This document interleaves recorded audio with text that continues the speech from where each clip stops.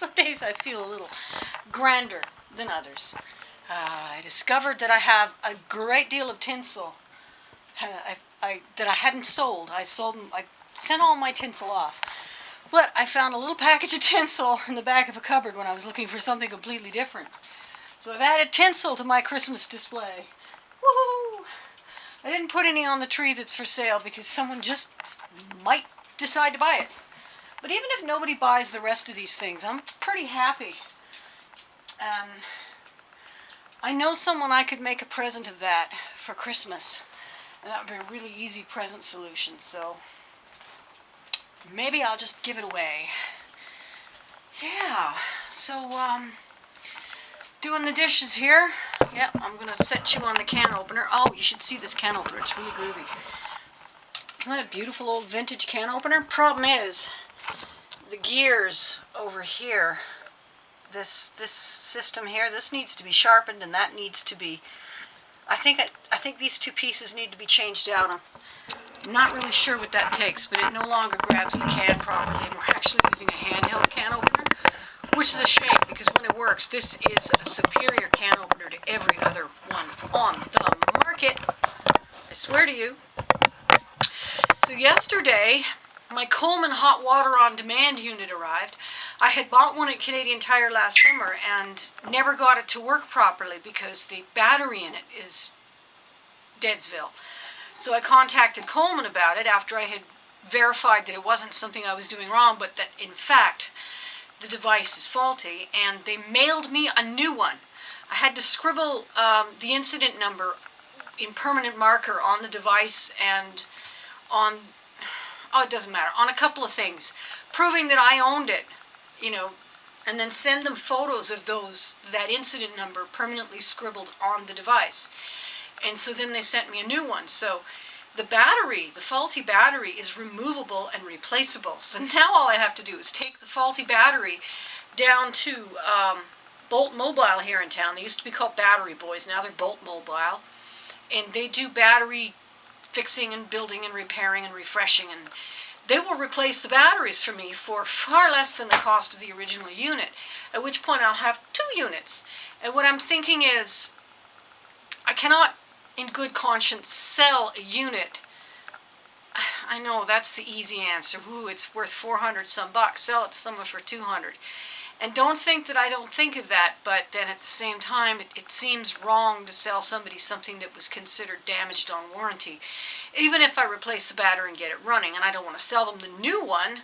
So here I am with 2. What I'm going to do is enjoy life with 2, giving me twice the heating speed, and you know, see how that works. And then at some point in time, as I walk down the road of life, I'm sure to run into someone who's really in need of one, and then I've got one to give.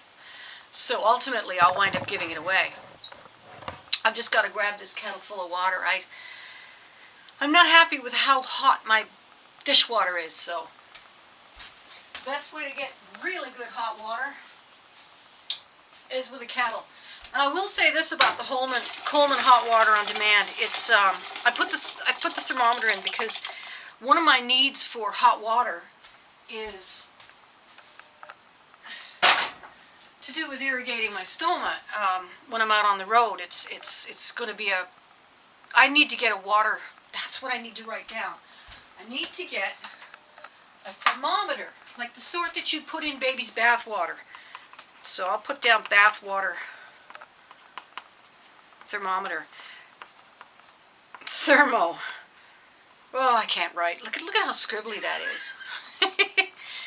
This is a boogie board. It's really cool because you just press the button and the whole board blanks out. It's like a slate that's digital, and you just wipe it off and start over. That's much better than using paper for lists. And you could just take a photo of it. That's what Dan does. He photographs it with his phone, and then he uses that as his shopping list. I actually manually input it into a note, because then at the store, I can erase anything that I've bought, and so my list is constantly changing, and when I'm out and about, I can check my list to see if there's anything I need to pick up. So, this Coleman hot water on demand unit it seems to put out, I used a meat thermometer on it, and it seems to put out water of about 102 degrees. Now, I need water of 100 degrees for irrigating. And for showers, I like 105. So it's going to be a little on the cold side for showers and stuff. But what I'm more likely to do is my nature, is use I bought a small cattle trough that just barely fits my body. And so I'm more likely to take baths, and that means that I could boil a couple of kettles on the stove while the Coleman hot water on demand circulates and pumps hot water into it. And so it will heat up faster that way. And with 2 units, it'll heat up twice as fast. That'll be fun.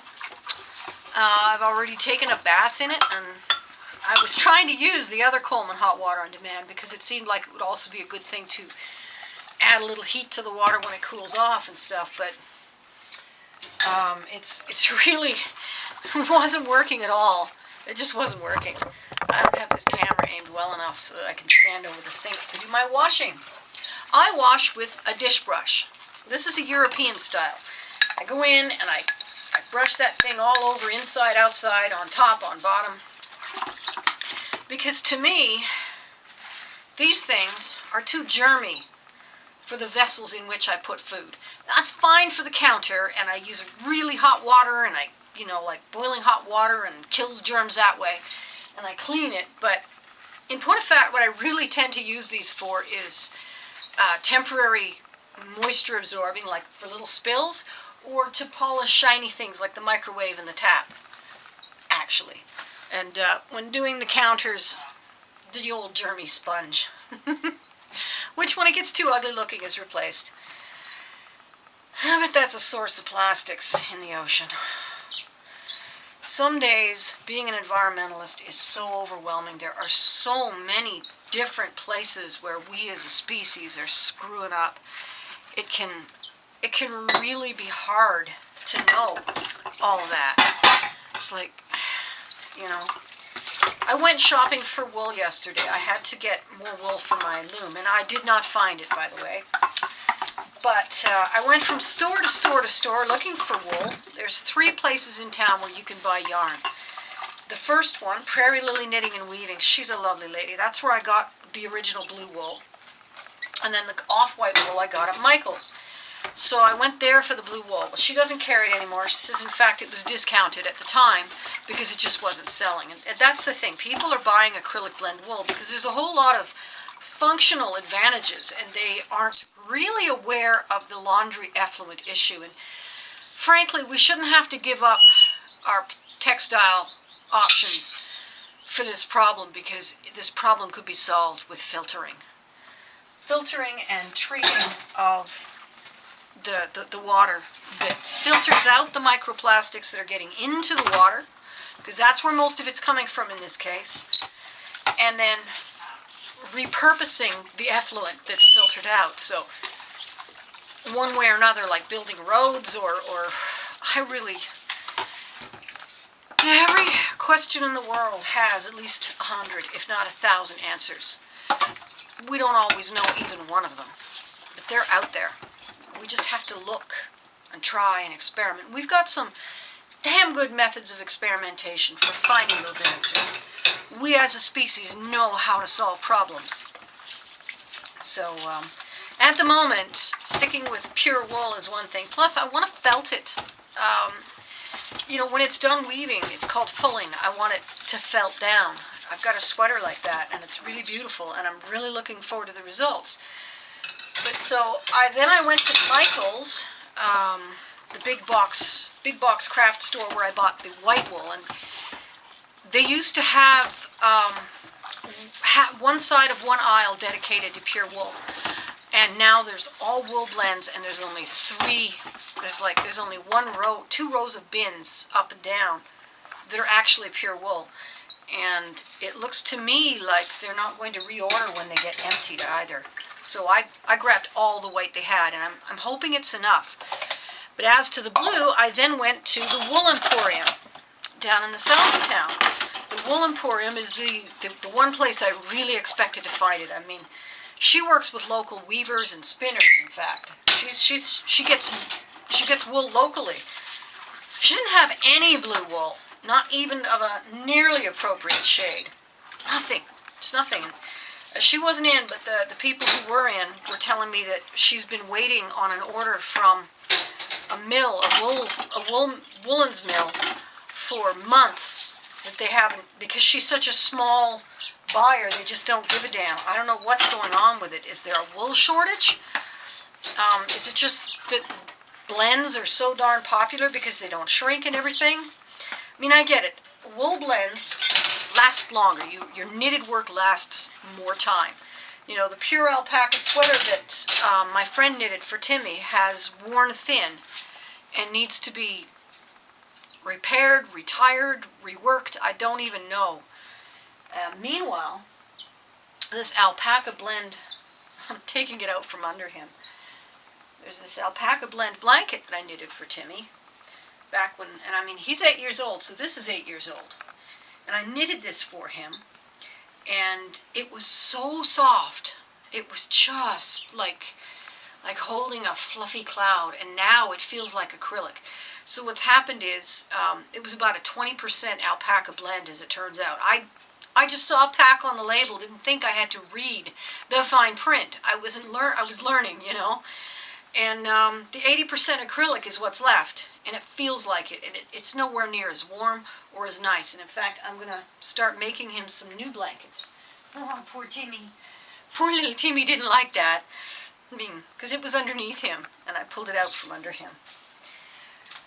So, I really want to work with pure fibers. I don't like blends, because in the long run, sure, your product lasts, but it's not what it was when you started it. It might as well have died of old age, because the goodness has worn away, and the cheapness is all that's left.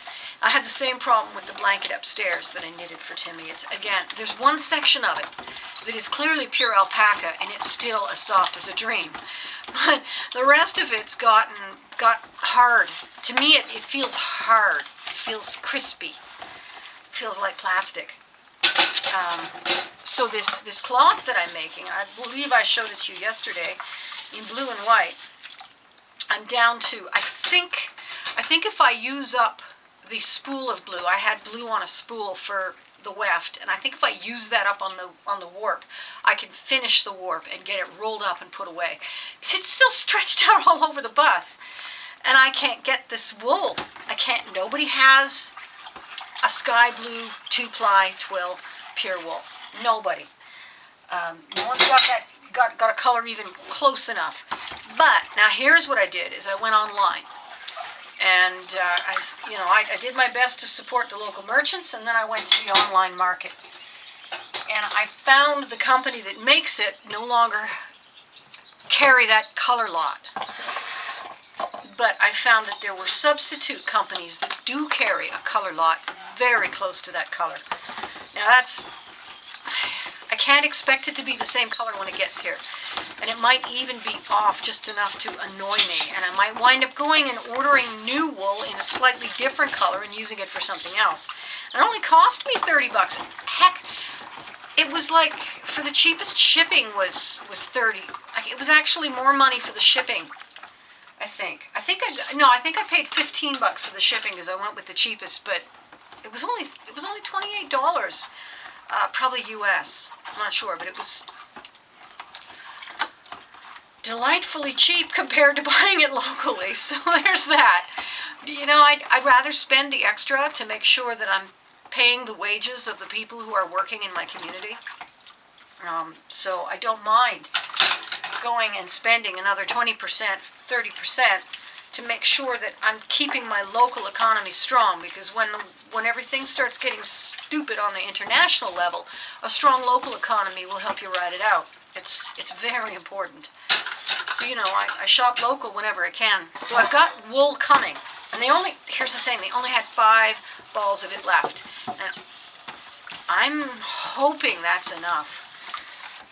I mean, from what I could calculate, I probably need about 5 or 6 balls. So if I get near the end of the warp and I don't have enough, I will finish it with white, I think. Or I will go and find something anything to finish it with, and just consider that a contrasting fabric to be used for the accessory parts of whatever it is I'm making.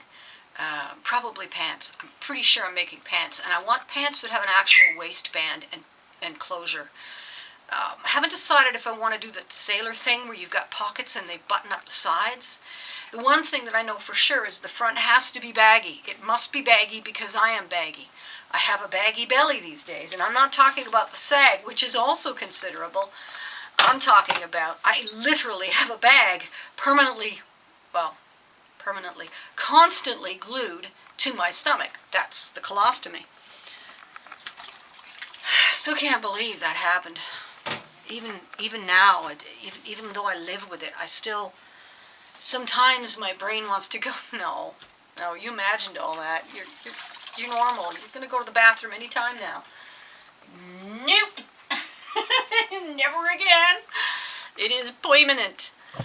So, anyway, making clothes for myself is one way around that problem, because, in terms of clothing that's baggy at the stomach, there's really, you have to buy stuff that's oversized. It's going to be saggy in the butt. It's going to be saggy all around, and I just want a baggy belly. So, some pleats on the front, pleated front pants, for example, would be a way of getting a baggy belly that doesn't on the pants. But anyway, so I haven't decided what style pants to go with. They have to have pockets, and I'd like to use button closure. I've figured out how to use my buttonholer, although I have to figure it out again because it's been so long. So I know how to use the buttonholer, and yeah, I just need to imagine the style I want, and then do a little research to find out a little bit how it's done. But mostly, it's construction and engineering is what it is, using textiles. You imagine what you want.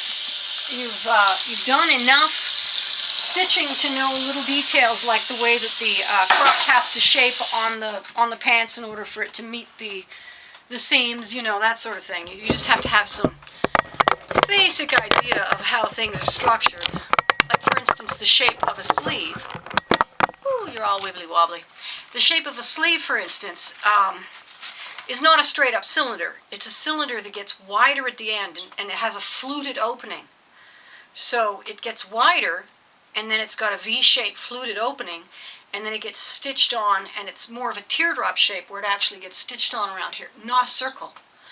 Little details like that. A crotch, for instance, if you ever take your jeans and you fold them back seam and front seam, so that the waistband, the front and fly is here, and the back pockets are what you see. You fold it in. Then you'll notice that it has this shape, rather like, I think British Columbia is shaped like that.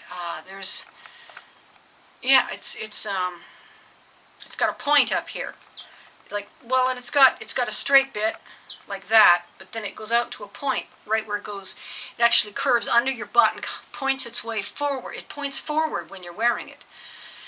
Well, so, when you understand that, it makes it a little bit easier to visualize how to do it. And of course, if you can find an article of clothing that's worn out that fits you, you can take that article of clothing apart, lay it on your fabric, and use it as a pattern, and then add whatever embellishments. So I could take the same pajama pants that I took apart, and they were a cotton that didn't stretch, and I found them really annoying to wear. They weren't stretchy enough, and they weren't loose enough.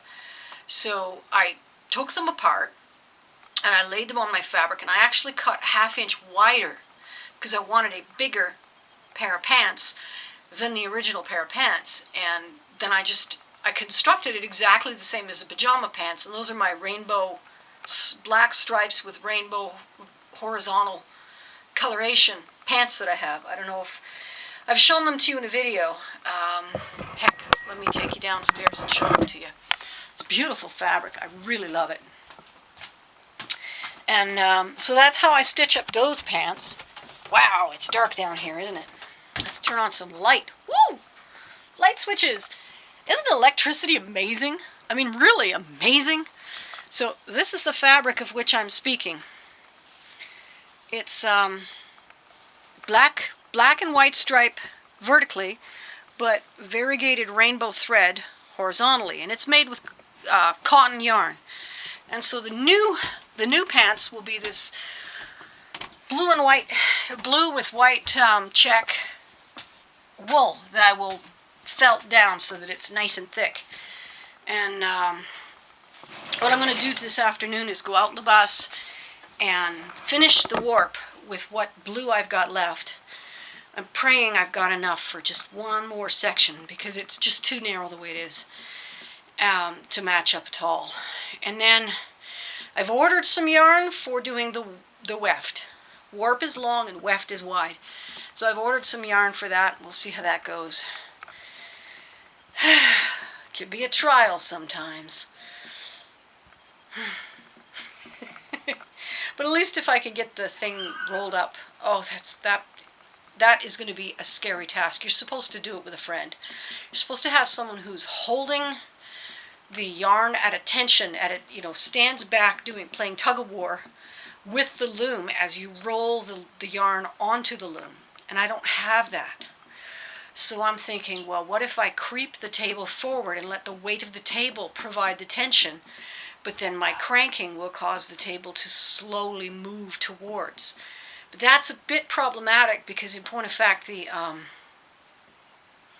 it's going to be difficult once I get to the finished part of the bus where there's a higher floor and there's a narrow doorway and then there's furniture and stuff to get around. So maybe it'll work, maybe it'll leave me crying. Well, when I finally get the warping the loom video made, you'll know, because I've been recording the process. Okay, see you tomorrow.